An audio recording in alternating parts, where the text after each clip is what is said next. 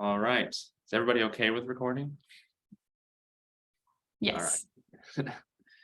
All right. Cool. Well, I'm excited to welcome our small but mighty group to this Collabinar, and I'm really excited about the conversation today. And as I think many of you know, because I know many of you, the Collabinar is part of the UC Davis Center for Community and Citizen Science. And that's a research center based in the School of Education, and our mission involves researching citizen and community science and its many different forms, its many different impacts and potential benefits, but we also do a lot of programming to try and help people do that, align with different goals. We work with agencies, museums, schools, scientists themselves, community groups. And so this Collabinar is designed to learn about projects, but also learn about challenges and opportunities that people are facing and talk that through together. So really excited about the event today. If folks could if they're comfortable, please introduce yourself in the chat. That would be great. That way we can just kind of get started right away with sharing, and people can feel free to put ideas in the chat as we go along. And before we actually start the event, I'd like to do a land acknowledgement. Also noting that that's of course a very superficial thing, and that it's just one step. But maybe while I do that, folks could also share, if they would like to and are comfortable, what traditional lands they might be on today as they tune into this webinar.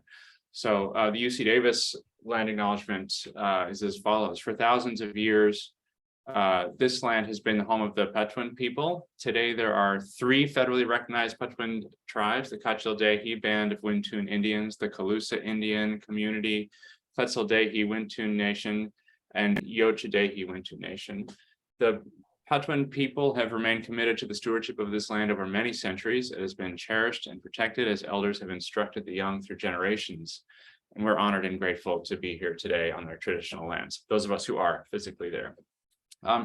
So that does it for me. I'd like to pass it over to Allison, who is our fabulous student intern helping with events and communications, and she's going to lay the groundwork for how this event will be run. So take it away, Allison. Hi, my name is Allison. I'm one of the coordinators for the Collabinar series. We're excited to host our Fall Collabinar series, which invites colleagues from around the globe to present the most exciting developments and challenges in community and citizen science. Attending the Collabinar are people who engage with community and citizen science at different levels, and we're seeing now come through in the chat. This 1-hour session aims to foster an environment of mutual learning and less of a formally structured webinar. And throughout our time together, Sarah will be monitoring the chat, and you should feel free to post your thoughts and questions, and we'll answer anything pressing as we go along. But we're going to have a big open discussion at the very end. And so this meeting again is being recorded, and so the link will be shared after the meeting. And so now we're going to have Sarah, our host for today's Collabinar, introduce our presenter. Welcome, everyone. I'm Sarah, the Community Education and Outreach Specialist here at the center. And I'd like to welcome Robin Kodner to our Collabinar. I can't remember, I was racking my brain before this being like, where did I actually first hear of the Living Snow Project? But when I did, I thought it was the coolest thing. And I'm already out in hiking around, backpacking, and I figured, hey, if I can help do something for science, I might as well. So I actually signed up to volunteer for the project. I have yet to run into any red algae as I'm hiking. It's all melted away by the time I get there, which is so sad, but I hope to contribute one day. I'm so happy that Robin was able to make it today to present to us. She's an associate professor of environmental science at Western Washington University. She has been studying algae evolution and biodiversity for 25 years. Currently, her lab works on the snow microbiome for the Pacific Northwest as a model to study how these communities evolve in response to environmental change, as well as studying microbial communities in Bellingham Bay and their response to changing ocean conditions over seasons and years. She founds and directs the Living Snow Project to enable collection of large-scale pink snow microbiome data and offer an opportunity to engage local communities in science research through recreation. So I will pass it over to you, Robin. Thank you. I'm excited to share my project, or the Living Snow Project, which is, I started this project, but there's so many people have contributed to it over time. And it's funny, since it's this nice and informal, please stop and ask me questions at any point. And I did start my attempt at doing citizen science actually when I was mostly working in marine systems and worked with boat-based educators, again, integrating recreation and citizen science. So I've been thinking about this and trying and doing this in some way, shape, or form over many years. The Living Snow Project and the algae that grow on snow, that system ended up being really perfect for running a program like this, where it was much more difficult to do in marine systems. And so anyway, that's just a little aside that I've been thinking about this from multiple. That's a great aside. That's fascinating. Over time. I'm excited. So I prepared a little presentation, so I will use it to sort of introduce you to what we do at the Living Snow Project and introduce some ideas for discussions we can have. So I will share my screen.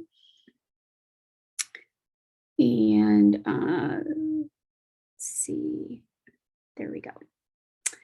Okay, so, and as I mentioned, stop me at any time if you have questions. So this is just a screenshot from our website. And I think that that website is also in the, maybe we'll have a link in the chat so you can check it out. But this is a clearinghouse of all the information about the Living Snow Project. This project goal is to engage the outdoor recreation community in research that characterizes the biodiversity of pink snow and its impact on snow melt dynamics. And our sort of mission statement is that by empowering people of all ages to participate in science in the places they love to play, we can help cultivate an awareness of our living planet and a greater appreciation for the conservation of threatened ecosystems.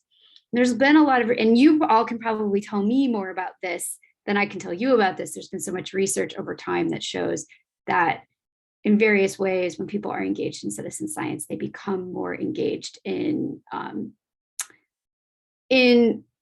their having positive feelings about conservation and about the natural world. And so we run the Living Snow Project out of the Western Washington University, but we also have a collaboration with the Desert Research Institute and have started piloting a program specifically in the Sierras, which for those of you at UC Davis, that's a that includes your backyard as well. And so this is fairly new, just within the last year and a half that we've been working with this focused recruitment in the Sierras.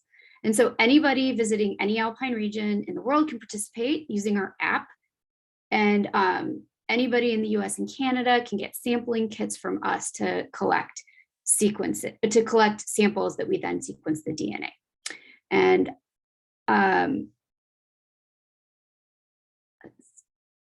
so I had set up a couple of major questions for this Collabinar based on just what's on my mind in my work running the Living Snow Project. So how do we run a sustainable citizen science program using primarily undergraduates and program staff? So I just told you a little bit about what Living Snow Project does, but we run this within a university. And there's lots of different kinds of citizen science projects. And my primary job is as faculty in environmental science and as an algae scientist who has an interest in community engagement and created this program from that perspective. And so I've used the resources that I have available to me, which is the undergraduates at our university, as well as my laboratory. And so we've learned lessons about how to do this well, but also there's a lot of outstanding questions about how to make this type of program really sustainable.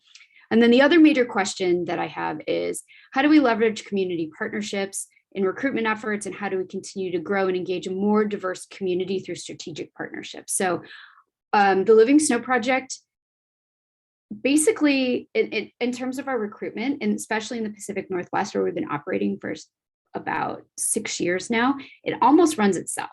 I don't have to do that much volunteer recruitment. People seem to just know about it. We have recurring volunteers. Social media has been really effective in people sharing word of mouth about the program. But we have leveraged partnerships, and I feel like we can do better to broaden the participation in the program outside a sort of recreational community that's connected on social media in the way in which we have been connecting with them. And I see there's things popping up in the chat. Let me just okay.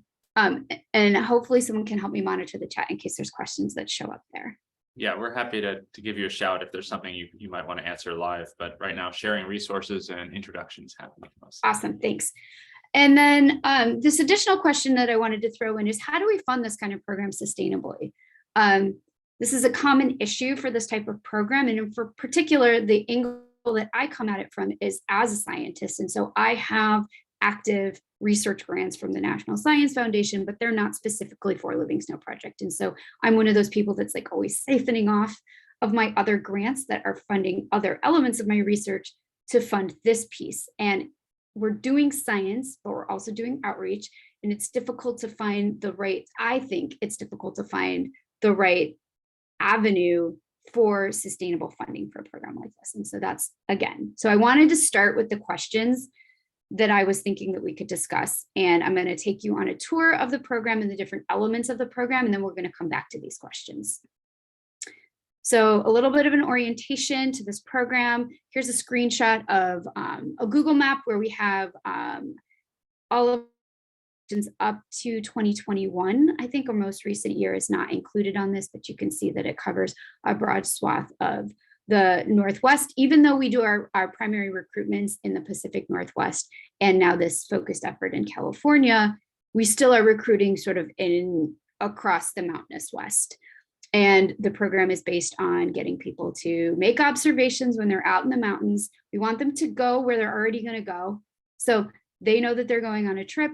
They know that we're looking for pink snow. When they see it, they can identify it. They can take samples of it and let us know. And then we find all these happy people contributing to science while they're out recreating and having fun. And so the primary goal of the program that started because I'm interested in alpine microbial community biodiversity and how that changes over time. So I'd say that that's the primary thing that we do. But we have dabbled in research on the impacts of science-based experiences on volunteers, just barely. And maybe this is an opportunity to solicit more collaboration. We do think about program development, like how do we start and run programs like this, which is one of the questions that I'd like to explore today.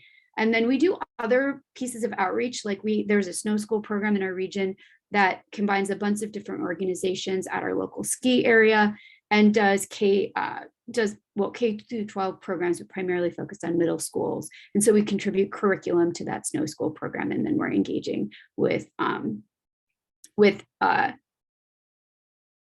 students, younger students.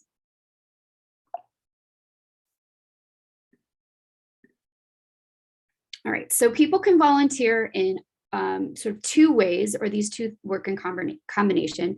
So people can make observations of pink snow, which allows us to create a database of just where it is. And if we get it, this is really relying on the idea of big data. Like if we get enough people out and enough observations, it helps us see where we're finding pink snow. We tell volunteers we're interested in the first pink snow of the year, we're interested in the last pink snow of the year, we're interested in where big blooms are. So we don't get data that tells us like presence and absence, we're only getting presence, because right now we only ask people to report when they're seeing it. But so far, it has worked fairly well in terms of creating a large database of observations where we know there's big blooms. So this allows us to analyze that kind of data over time, but it also gives me as a scientist who's doing other technical aspects of snow algae research or pink snow research, a database of places where I know that I could find it, where I could do other more technical studies. So it's sort of serving two purposes. And then beyond making observations, we allow people to collect samples of pink snow.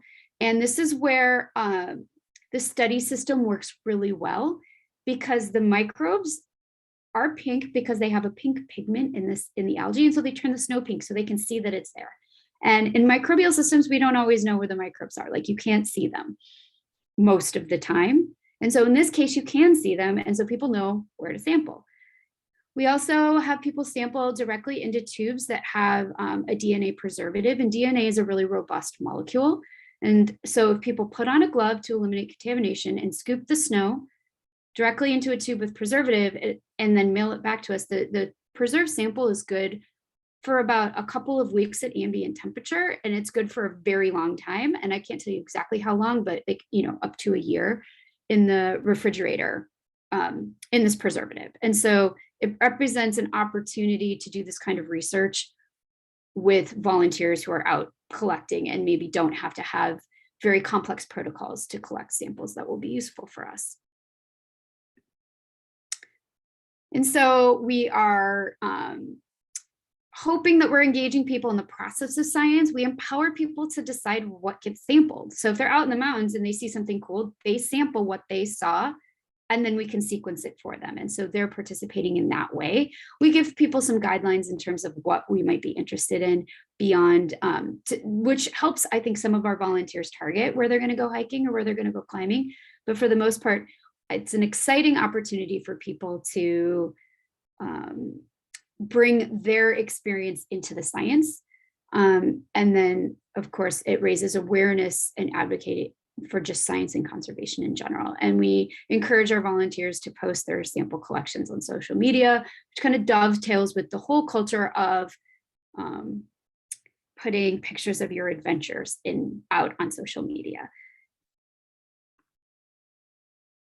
So I wanted to talk a little bit about our science goals, because I think that's really what drives the majority of the project. So we're interested in studying the biodiversity and biogeography of snow algae blooms over time. And again, I'm making the connection between snow algae and pink snow. When the algae grow in the snow, they turn the snow pink. And so if you see pink snow, it's direct visual evidence that the algae are blooming in that spot. And so we have some deeper scientific questions about what represents a community. So if you have a pink patch over here and you have a pink patch over here, are they the same community? Where do these communities stop and end? There's more research done on these types of questions on terrestrial landscapes with things like plants, but we can apply some of those interesting ecological questions to this microbial system. We're interested in specific species distributions. Snow algae are a group that is adapted to live in a sort of extreme environment, and there is very low levels of diversity. And so we see some of the same species globally. And it's very rare to have a biological system where you see that level of continuity across continents, which is pretty interesting for this system. But depending on the genes that we use to identify these species, we might get better resolution and start to see some biogeography coming into play. And so as we develop better markers for these systems, we are able to better differentiate between different species or subspecies and evolution of those species within regions. And we're already starting to see that with some of our work on one of the species that dominates in our region. We see it also in the Sierras, and we see that the species that we collect commonly in Washington State is most closely related to a similar species in New Zealand and then Japan. And those Pacific Rim species are different than the species that we're seeing in Europe. And so that's just with one species. Again, the Living Snow Project is creating this database of DNA so that as we, again, develop more markers, we'll be able to dive into this huge resource to look for distributions of these species. And then we are also interested in spatial and temporal. In the chat, Ryan has a quick question. He Okay. asked, are there snow algae that don't turn the snow pink? Yes, there are snow algae that turn the snow orange and also sometimes turn the snow green. When we have people collect with our app, we ask them what color they see. So the primary color that we see blooming on a landscape scale across the mountainous West in the US is pink. But we also allow people to collect colors of others. And those tend to be different species when you see it turning red, and when you red versus pink versus orange and green. Cool. But the dominant thing that people see is pink. It sounds like they're all pretty noticeable, though. There aren't species that are just being missed because No. they're just not visible. Right. Well, and the thing is that there have been some studies that have looked at like gradients through a pink patch. And if you look just outside that pink patch, you'll still find algal cells, but they're not in high density. So it doesn't mean, again, that algae aren't present when the snow isn't pink.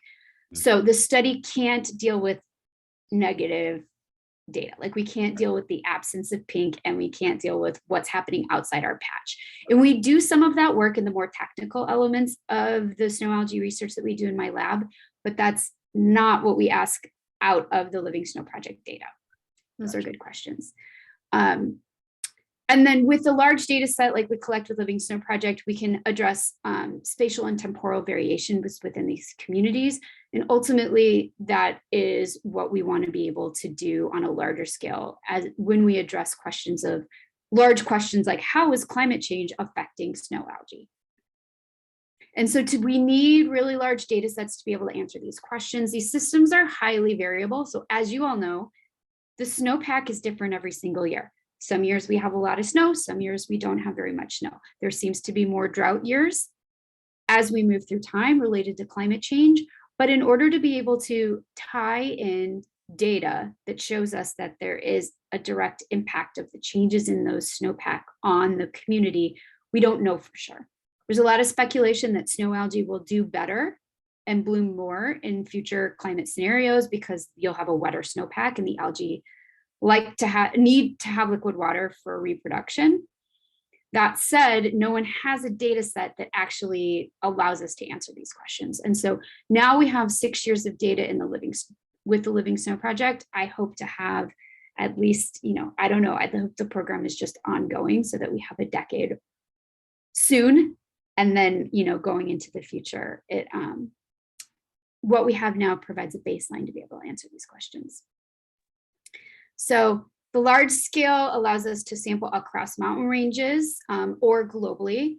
It allows us to look at small geographic scale sampling when volunteers visit the same place over and over again. And that's a thing that we can't always do. If you're trying to go out to a remote location and it takes you 2 days to get there by foot, it's not necessarily something you can sample multiple times throughout a season, but volunteers may be visiting those places in across the growing season for snow algae. And so it allows us regular sampling. It allows us to look at annual temporal variation, so resampling sites annually, and we provide volunteers can look at the maps where things were sampled previous. And what we've been noticing is that people go to the same spots. People go on the same hikes because they are popular hikes. And so just by the nature of where people are naturally going, we're able to get fairly good resolution for resampling and look at that temporal variability.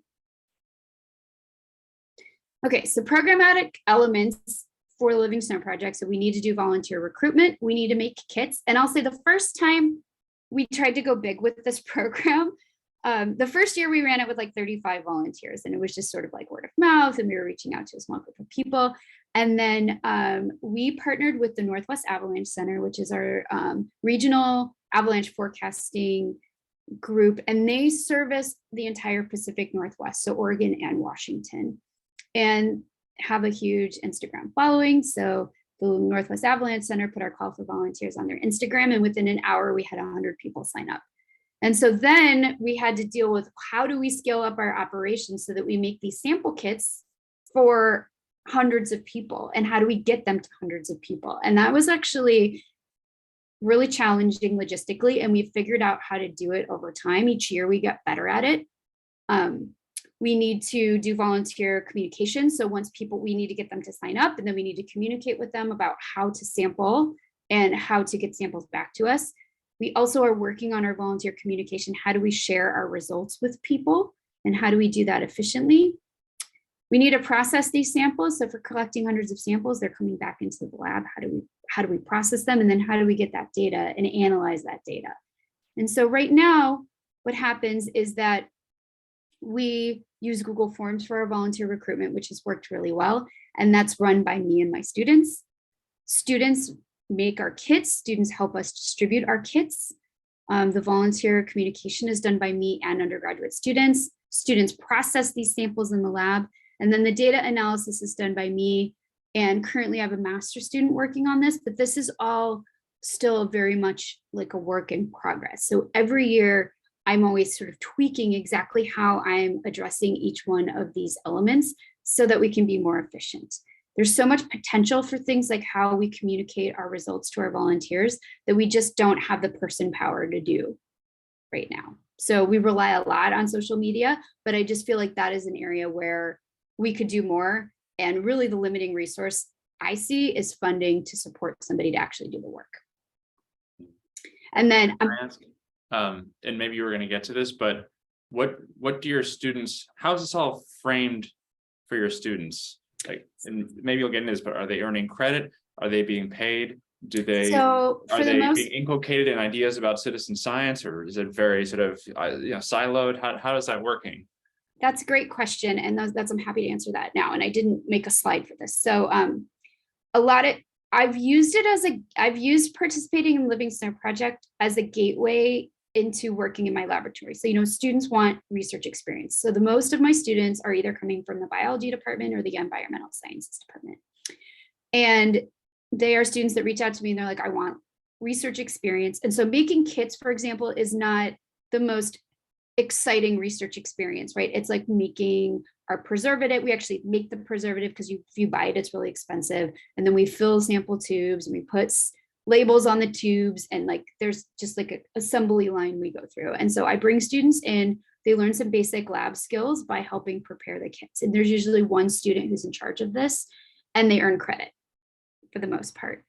I have had interns that have also come in to help with particular elements like emailing volunteers, like managing the Google Forms, which is our volunteer intake. And so, every few days we look and then we send emails. There's not an automatic email response system. So we have to look to see who signed up and then actually send them the email that says, welcome to the project. We need to look to see where they say they're going to, if they want us to mail them a kit, or we have places where they can pick them up. So there's still some manual intervention there. And again, that usually is a student that's more interested in sort of volunteer engagement and communication. Usually, again, they're science students because those are who I know, but they're interested in like science communication. Does that help? I would love to have funding to pay somebody part-time year-round to be the coordinator for the project. And I've tried to propose this many times and never had success with it. So yeah, so that's that. We also have an app, and the app was designed and built by volunteer programmers. And so one of my volunteers, who had been a real prolific sampler, sent me a message one day and was like, you need an app. This is silly. I don't want to write my coordinates on the tube, and this is not the best way to collect your data. And I was like, yeah, I'd love to have an app. I don't have any money. And he said, I'm going to write one for you. And so a volunteer wrote the app, which was awesome. And then I have another volunteer who's helping us improve the ways that we engage with the data that comes from the app. So the app is tied in to our servers at Western Washington University. So we needed that sort of cyber infrastructure for the app data to go somewhere. And so we're leveraging university resources, but it's still not very streamlined. So students don't have access. You need to be able to like get in and do a SQL query essentially. So I'm the only one who can access the data right now. And I do that periodically, but we have another volunteer programmer and a group of students from our data science major who are doing a capstone project that are this year focused on streamlining our data gathering processes. So they're working on getting the app data off of our servers and into some accessible database that's going to be easy for my students to connect with. And that includes the geolocation data that comes with each of the samples, as well as photos that people collect when they're out and upload to the app, and information that they provide, like the size of the bloom and the color of the snow. So all of that data is out there, but we're still sort of not not utilizing it the way that we could. So this is very much a work in progress. And again, leveraging students. Okay. For partnerships, we have worked with retailers. So Patagonia has been a supporter of the program, and they help us both with recruitment using their social media and other sort of flyers in stores, and help us with logistics. So they, Patagonia, the way that they work as each individual store has outreach that they do locally. So it's very decentralized. And so we work with Patagonia in Seattle and in Portland and in Reno. And each of those stores helps us distribute kits and collect kits. And Patagonia in Seattle, this is prior to COVID, threw a fundraiser party for us where volunteers were invited, and I gave a talk, and people could make donations, and then Patagonia shared those with us. So they have provided various levels of support, although we haven't done anything like that post-COVID yet. We work with outdoor education programs. So the National Outdoor Leadership School and Outward Bound, we connect with instructors that can take the sampling kits out on their trips. And so that's another way we're connecting with youth. Climbing clubs have been a great resource. So the Mountaineers has a big presence in Washington State. The Mizamas has a big presence in Oregon.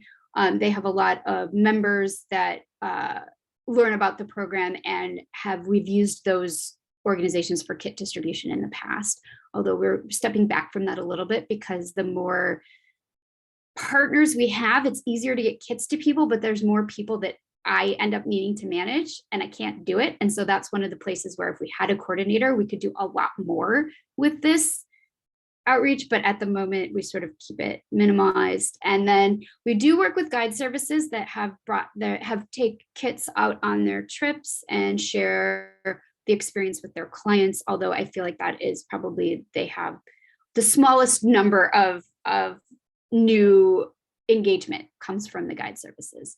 Turns out they're really busy when they're on their trips, and so it seemed like a great idea, but it was one of those that they end up not being as committed to the sampling as I thought they would be.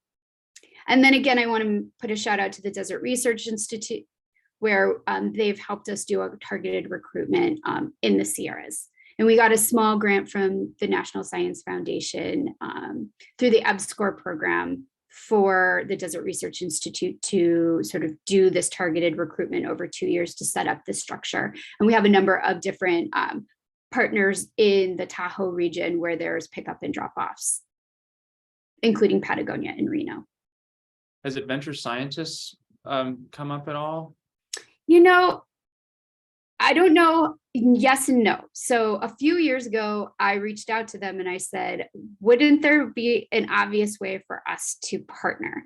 And I think it was when they were going through this transformation, like to figure out what kind of organization they are. And so one of the things that adventure scientists offer is that if a scientist like me, if I hadn't already built a program and I thought, hey, couldn't I use citizen scientists to help me improve a data set? You go to them and you pay them to help you set up a program and run their program for you. But by the time I actually had conversations with them, we already had all of our infrastructure in place. And so I would actually love it if they helped promote the program. And perhaps this is something that would happen in the future if I had a steady stream of funding that I could hand off some of the logistics to them. But currently, relationships with them require that you have funding for them. Okay, it hasn't always been clear to me what the funding model is there, because I think they also solicit donations from their participants. I think that that's true as well. And so when I reached out to them, and again, it's been a few years, it wasn't like, oh yeah, awesome, let us help you. They were kind of like, no, we don't do that. They say they do that, but I guess it takes money.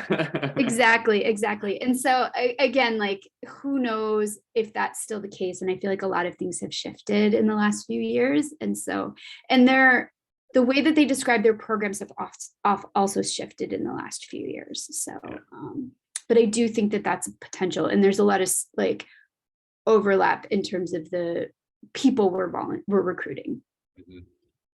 And so with outreach, we rely on our social media.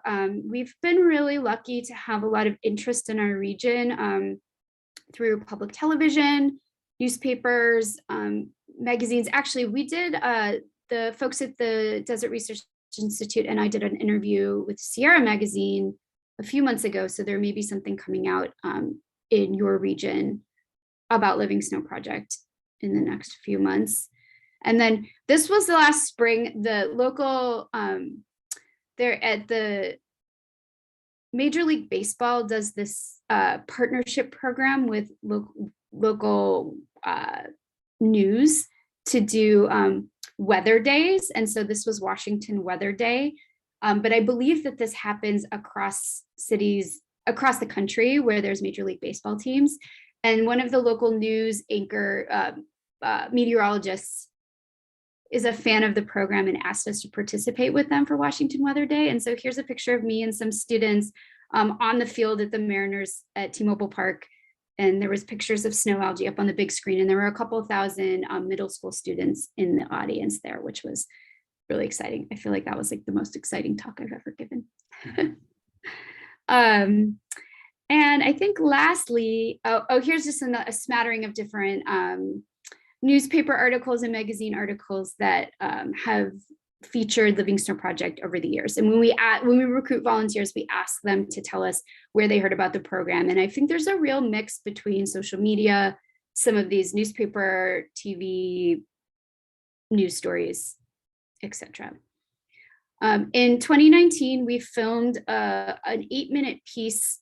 We filmed for many days for an 8-minute piece with Oregon Public Television. There's a show called Oregon Field Guide, which kind of has a cult following. And a funny story is that one of my friends who lives in Oregon actually watches the show, and I didn't tell her that I was doing this, and she like called me, "I'm seeing you on TV," which was really fun. But I think that has gotten, this is just some images of us filming, and it's been great for students also who run the program to sort of have this sort of exposure. And I think there's a link to this. I'm just gonna start it just so that you can see like kind of how cool it is, but we're not gonna watch the whole 8-minute thing.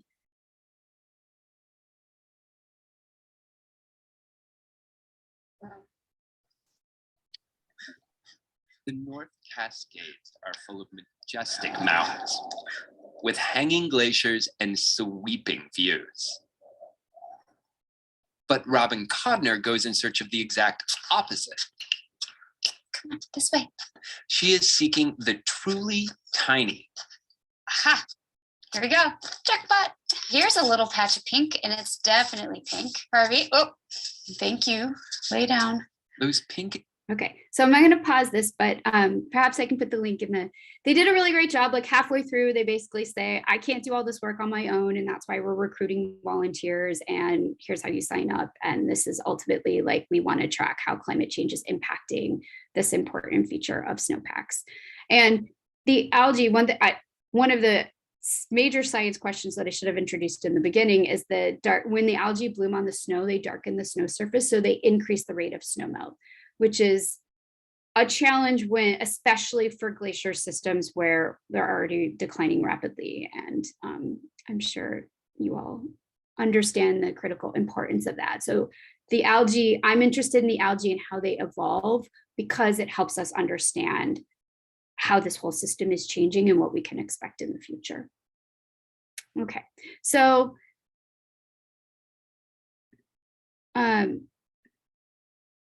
yeah, so I feel like that's what I prepared. We can go back to any of these questions that I posed or sort of open it up for other questions that folks might have that you got excited about from what I shared.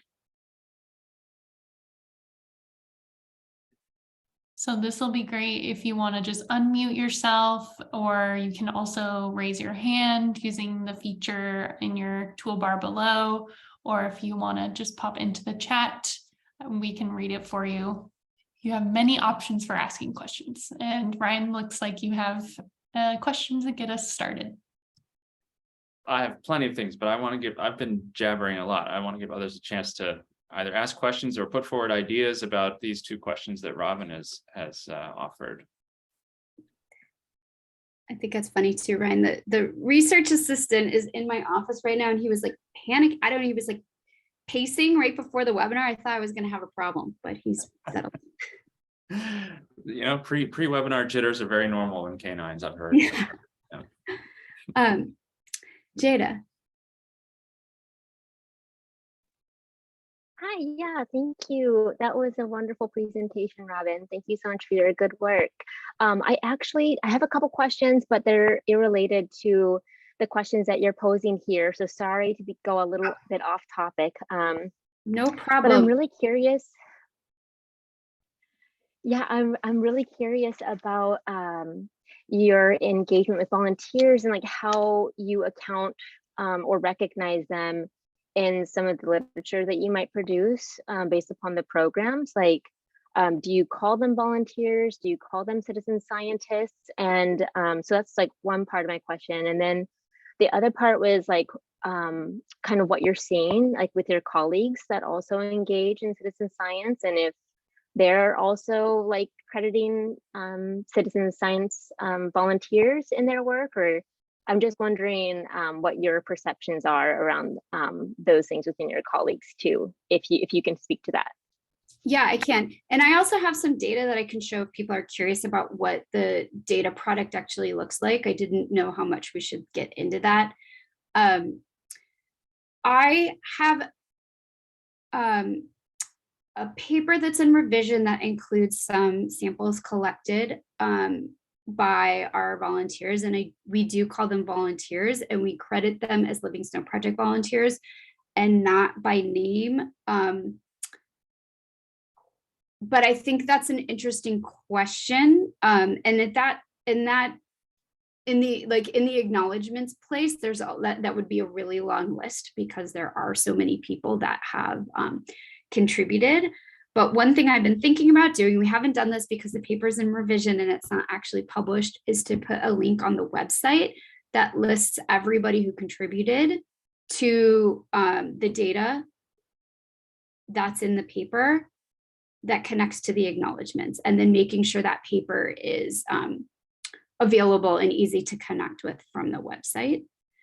A colleague of mine just presented data that were collected by volunteers at an international polar and alpine microbe meeting 2 weeks ago in Germany that I was at. And again, they get credited as Living Snow Project volunteers, but not by name, again, because there's so many people. We are in the process of finishing. So we ended up with a little bit of a data backlog at the end of COVID. So we usually collect samples and then throughout the summer, and then in the academic year is when they get processed. And so I was on sabbatical the year before COVID. And so we didn't process our 2019 samples because I wasn't around. And then COVID happened and we still were getting samples. We didn't distribute any kits the first year of COVID, but many of our volunteers had kits from the previous year and used them. So we basically, coming into this summer, we had like a 3-year backlog. And so we've just finished extracting everything and we expect data in the next couple of months. And so this year is my big year to write like a large publication with 800 samples collected by volunteers. And again, I'm thinking that what I will do is credit Living Snow Project volunteers in the paper as a general acknowledgement, and then list folks on the website should they want to be listed. I don't know if that answers your question, but I think it's a really good, yeah. I think it's a really good one. I don't know.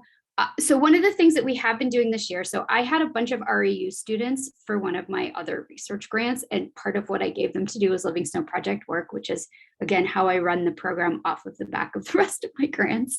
And we have been imaging all of the samples that come into the lab and then emailing the volunteers a picture of what the algae look like in their samples. And so volunteers know that they got their sample, and then I think universally are thrilled to see the pictures of the algae that were in their sample. And so that is not necessarily what you asked, but we already know that people are really, really excited to see like that level of impact, even if that's not leading to like directly to a publication.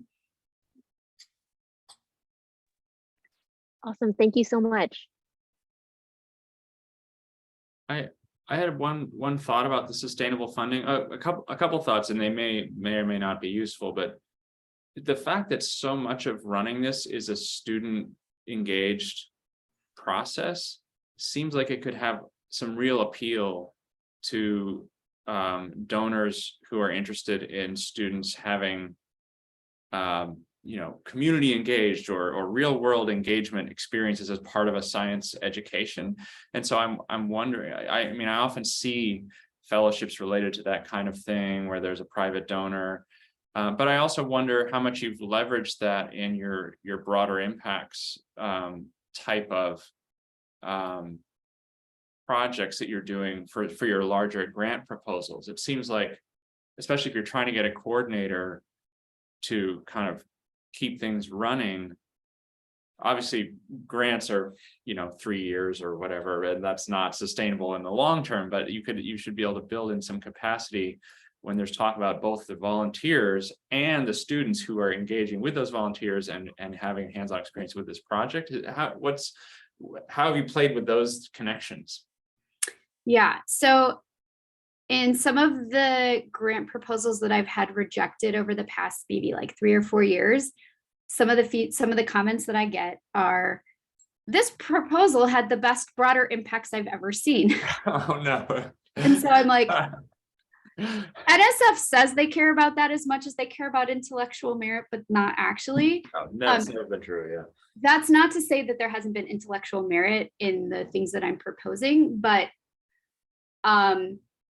I think that I've learned as a PI along the way how to address that, because scientists don't like the kind of science that we do with Livingstone Project.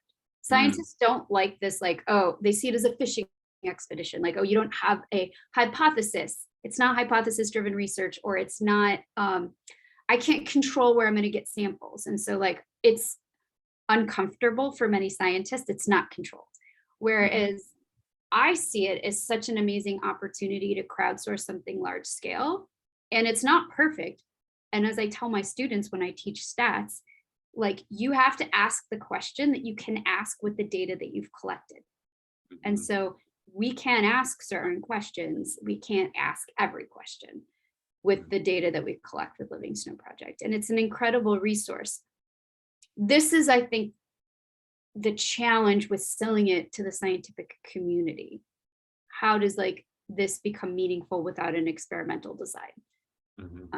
And you're arguing, like, you end up arguing that, like, well, in a dynamic system, you know that we need a huge amount of data to be able to constrain what's different. Like, you can't just say, oh, it's different this year, right? You need enough data across and so that's what I haven't really been able to sell. So I think that it does work as a broader impact. And I do have 2 grants funded right now where that's listed as a broader impact, but and maybe in both cases, there hasn't been space in the budget to budget for a coordinator.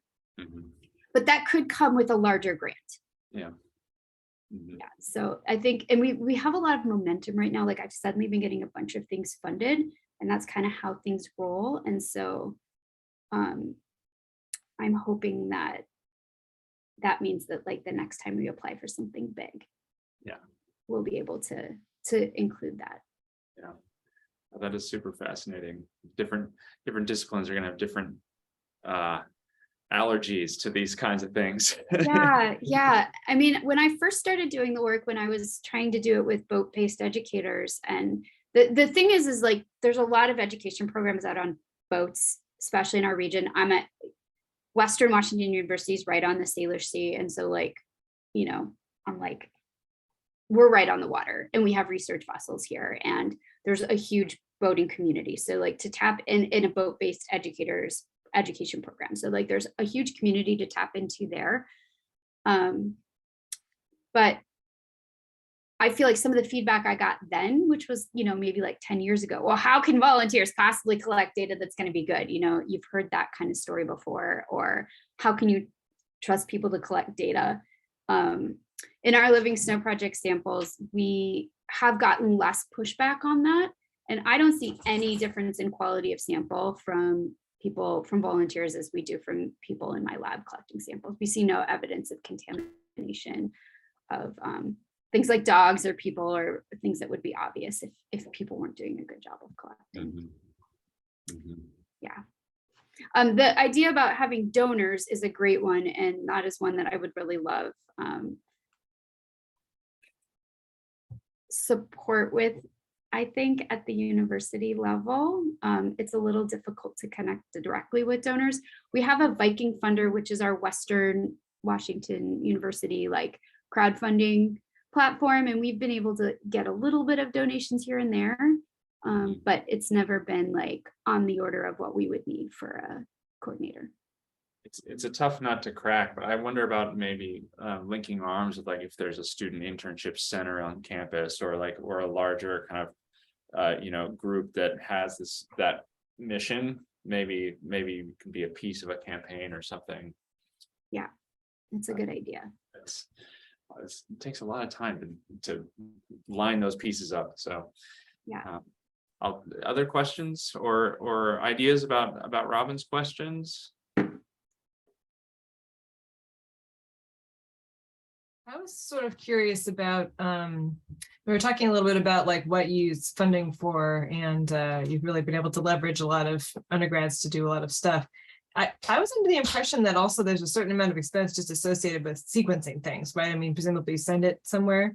So yeah. I guess I was just wondering, it sounds very expensive when you say it that way. So I was wondering, is that what most of that other funding that you are getting is going towards? Like, yeah, okay, that makes sense. Yes, it goes to the costs of making our collection kits, our sample collection kits, and postage and that kind of stuff. Yeah. Most of the sequencing funding, again, I pull off of other places. I think I could run a really solid program with an operational budget of like $10,000 a year, which would guarantee that I could.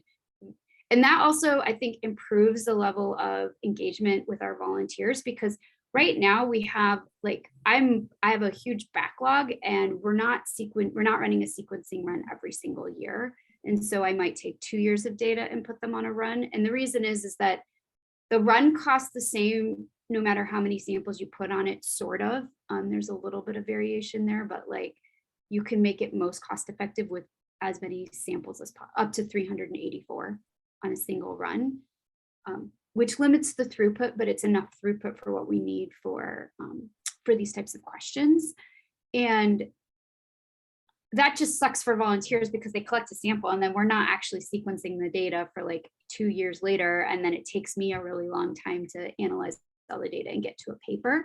And so it's just a slower turnaround to see the impact of their work. So if I had designated funding each year, it would be much easier to just like make sure that all of those pieces were happening at particular time points. Cool. This is just a really cool project. I really appreciate that you shared this with us. It's really neat. Thanks. Yeah. We have just a few minutes left, so maybe Ryan, you can be our last thought / question. That's another question, and maybe it's a can of worms, but I'm really curious your thoughts about a model that is centered on recreation, and specifically recreation where people are in places that they don't live.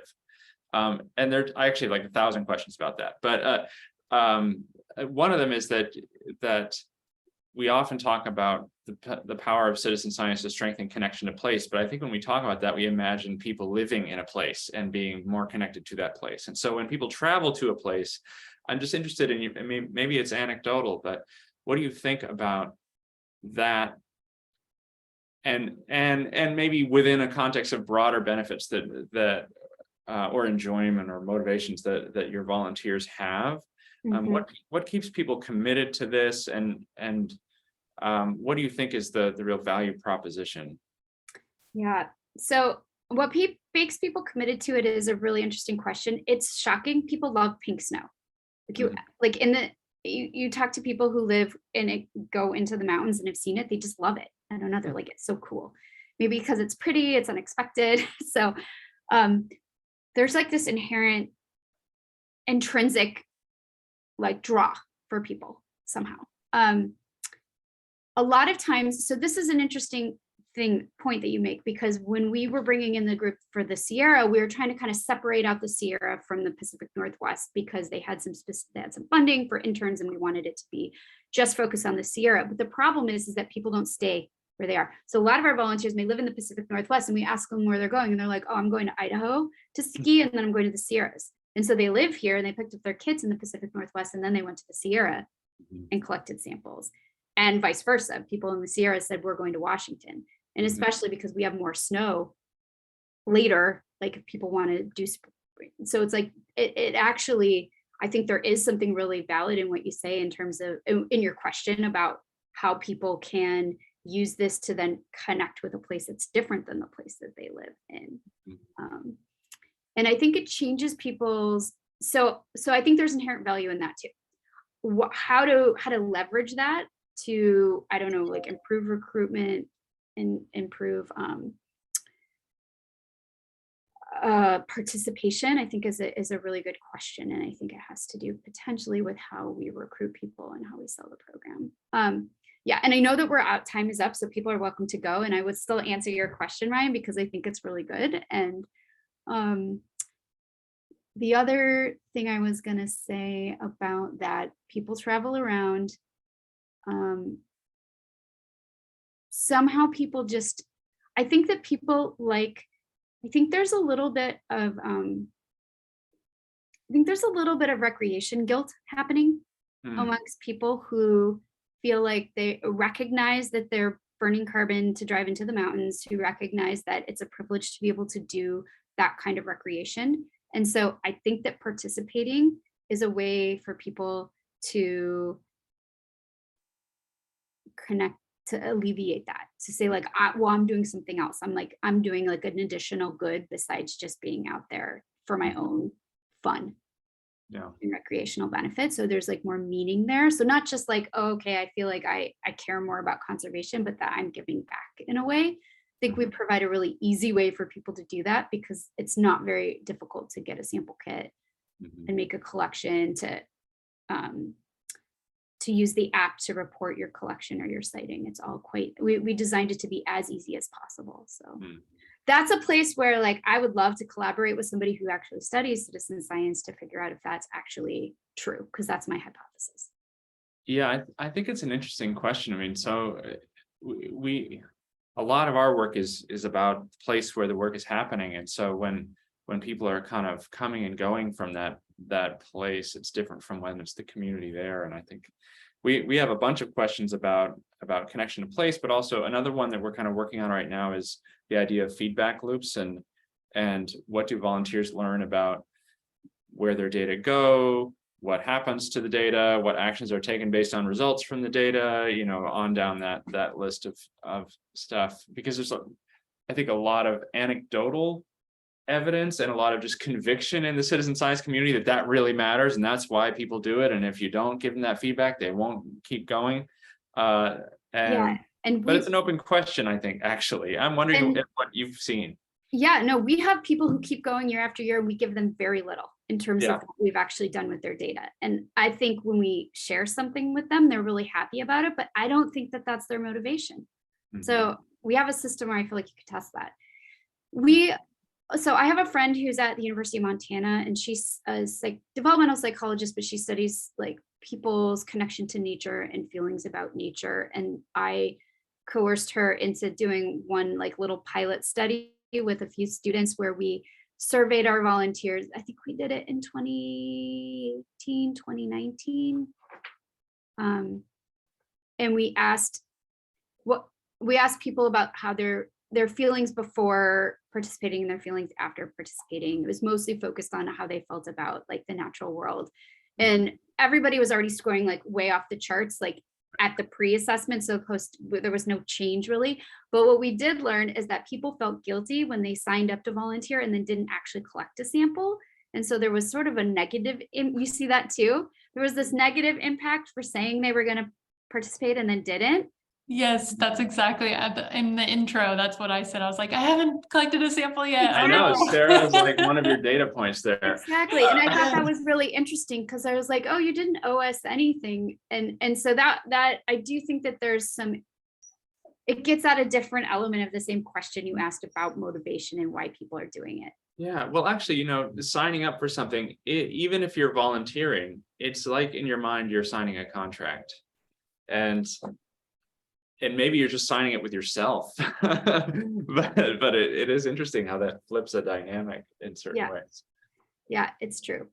But yeah, I mean, I think it would be neat to study all these things, and we have a pretty robust system. There's a lot of volunteers, and it's yeah, interesting so we you have have pretty big- volunteers who didn't follow through on submitting a sample, but they did fill out the survey. Yes, exactly. So they were like willing to do it, and maybe it's that they said they were going to pick up a kit and then they never picked it up. Like I think about Seattle, and Patagonia in downtown Seattle is our partner, one of our partners for a pickup place, but I would never go there on purpose. Like it's just like it's like hard to get to downtown Seattle. There's always traffic, there's no park. Like to me, that doesn't seem like like I would want to go there. But so maybe people say they want to pick up a kit, and then it just never became convenient to do it. Yeah. But we do mail, because like we mail kits to people who, for whatever reason, can't get to a pickup site or live in a community that's not in one of our major metropolitan areas where there's a pickup site. Yeah, like Got Sarah. mine mailed to me. Cool. Well, it's a fascinating project and such amazing work to stand up something like this and keep it going. Yeah. With bare bones funding and a lot of dedicated volunteers. So thanks for sharing it with us. And You're welcome. And I think it works at a university, it works to, utilize undergraduates. I think they get a lot of really fantastic experience out of the program. And so I really like your idea about leveraging that more to figure out funding for the students. Yeah, I was interested in your framing of it as a gateway into sort of other research experiences, but if it is maybe sort of gussied up a little bit as like, no, this is a kind of citizen science project management experience. Citizen science is a relevant kind of tool in the toolbox of any researcher, and here's your chance. That might be something that you could kind of attract some institutional support or other kinds of support to keep that running. I wonder. Yeah. I wonder if there are other researchers who are in a similar boat with undergraduates keeping citizen science projects going. Yeah, that would be I'd be curious to know. And it's been fun to be invited here because I feel like I kind of operate in a vacuum, and most of the time I'm talking to scientists and I'm saying, okay, well, you want to know which species are where. Like I've got a repository of samples and we can go look for them. And this is like, we can do some seasonality work. Everybody's interested in seasonality right now. Like, I'm usually talking to scientists and trying to sell them on what we can do with the data, and not often talking to citizen science people. Cool. Well, thank you again. Yeah. And, if you get inspired and you want to study our volunteers, let me know. Yeah, absolutely. We'll keep that in mind as we're like pondering the next study, but I really appreciate that. Thank you. I know. Thinking about how you started in the marine sphere and then you kept going with it despite all those challenges you encountered there. You must have really seen something useful in it to try it again. It's true. I just think that as a person, I've just always been interested in community engagement, and I did a lot of community engagement work when I was in college. And so for me, this is a way to be a scientist and also start to do something relevant to the community. And the snow, like for my science goals, the snow is a better system also. Marine system is just so messy. It's complicated. It's very complicated. Snow system is very simple, so that evolutionary questions we ask are much more simple. That helps. Yes. And so when I switched to working on snow, I was like, it just was like a light bulb went off. I'm like, oh, this is the perfect system for the citizen science. Are you already connected with the Citizen Science Association? I signed up for it, yes. Okay. And so I do get some of their emails, and I feel like I should start going to like the conferences and like, writing if Rachel and I ever write a paper on her little pilot study, like would be helpful. Come to Arizona in May. Is that when the meeting is? Yeah, they just put out the call for symposia, and then there will be a call for like posters and maybe talks also a little bit later. But yeah, amazing. Tempe, Arizona, late May. I think I many am- of us will be there. That would be great. I actually, one of my grants has the has me bought out for the spring. So I will be doing field work and was thinking about being down that way anyway. Cool. All right. That'd be Cool. awesome. Okay, thank you so All right. much. Thank you, Thank you, Robin. Robin. Take care. Appreciate it. Thank you all for Bye. being here.